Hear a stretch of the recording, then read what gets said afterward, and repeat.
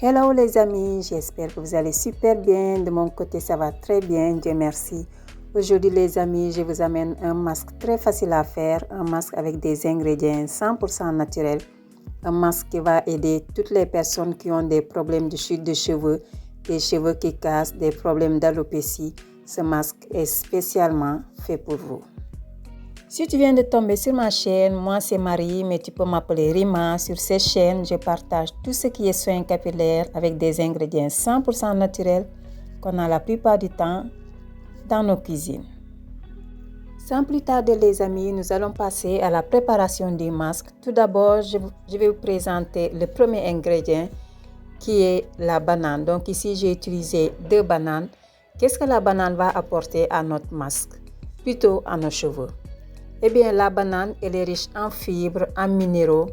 Elle est riche en vitamine A. Et la vitamine A, les amis, elle est très importante sur nos cheveux parce qu'elle va aider à réguler la production de sébum. Il faut savoir que quand on a beaucoup de sébum sur nos cheveux, sur le cuir chevelu, donc on a tendance à avoir des pellicules. Et le rôle de la vitamine A, c'est de venir réguler la production de sébum pour éviter les pellicules, les amis. La banane, elle va aussi venir réparer et nourrir tous ceux qui ont les cheveux secs et rendre nos cheveux plutôt doux, plutôt souples. Elle va aussi aider les personnes qui ont des cheveux fragilisés, des cheveux fatigués à retrouver leur vitalité. Ensuite, nous avons les épinards, les amis. Les épinards vont rendre nos cheveux plus forts et augmenter la croissance des cheveux. Les épinards nourrissent les cheveux en profondeur, donc toutes les personnes qui ont des cheveux secs, cet ingrédient va apporter des résultats rapides et visibles si vous l'utilisez une fois par semaine. En plus, les épinards sont riches en antioxydants, en vitamine A, B1, B6, en manganèse, en zinc, en fer, en oméga 3. Tous ces bienfaits vont aider à la croissance des cheveux, mais aussi à réduire tout ce qui est chute de cheveux, réparer les cheveux abîmés. Donc, les amis, vous avez un must qui est cet ingrédient qui sont les épinards. Vous devez intégrer dans votre routine capillaire pour plus de résultats. Une fois que j'ai mis mes 2 ingrédients dans mon contenant, je vais en ajouter ma lotion de romarin. Donc, le romarin va lutter contre tout ce qui est casse et aussi il est antipelliculaire, il est stimulant, il va aider à adoucir et à apporter de la brillance aux cheveux. Si vous n'avez pas de lotion, les amis, vous pouvez ajouter du jus d'aloe vera ou bien de l'eau. Mais ayez l'habitude de faire des lotions, les amis, avec les différentes feuilles. Vous avez plein de feuilles qu'on peut utiliser pour faire des lotions.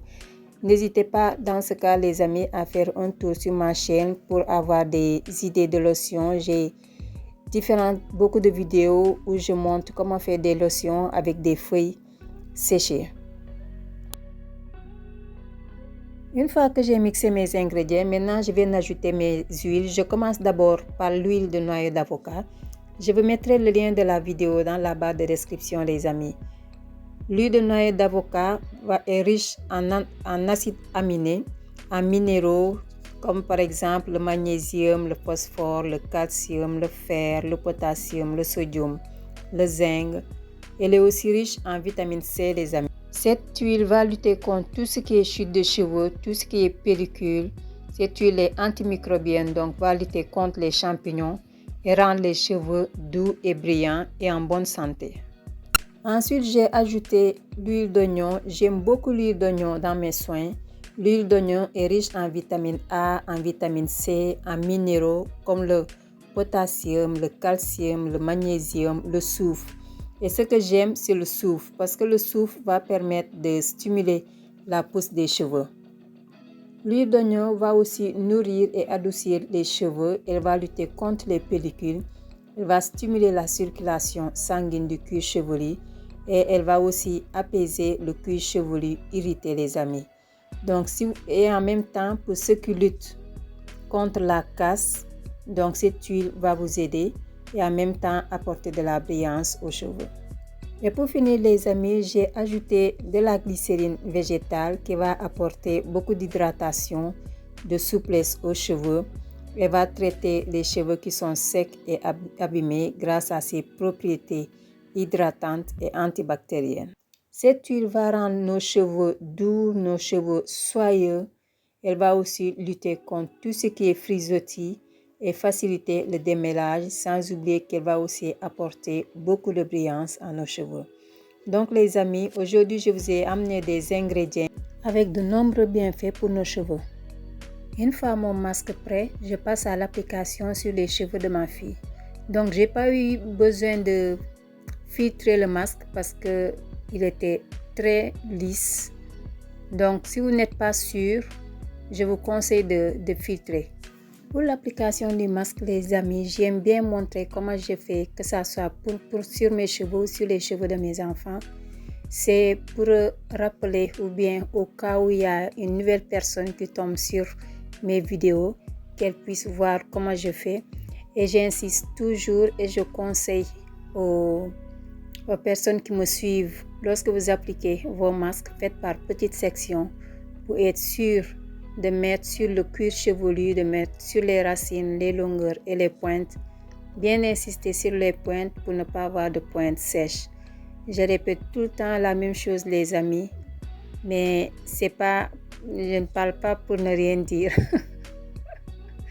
J'insiste parce que si vous voulez avoir des résultats les amis, il faudra appliquer ces conseils les amis.